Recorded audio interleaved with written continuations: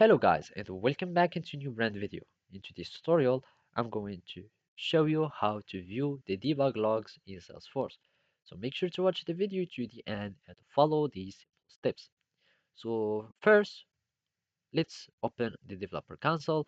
And as you can see here, where we need to find our logs.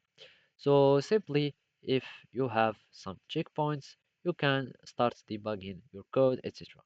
But what we are interested in is the debug logs. And basically, first you would need to see or to modify your logs level and make sure that you add a debugging log or logs for your settings and also for class and triggers and some user tracing for all users so you can have more debugging level.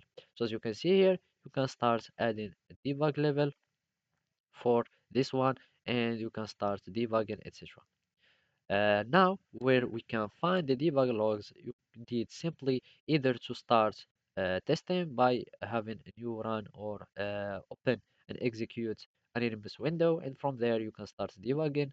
So we can open the log, we execute something, and we will start having some logging here.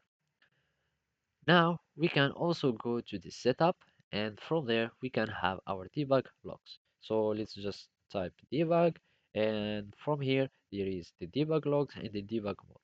So we can simply go to the debug and from here you can find the user trace flags and whenever a debug log has been created or added, you will see all the information about the debug log and you can click on it like this and you will start being able to debug or see all uh, the application concerning this debug and the operation, etc. etc.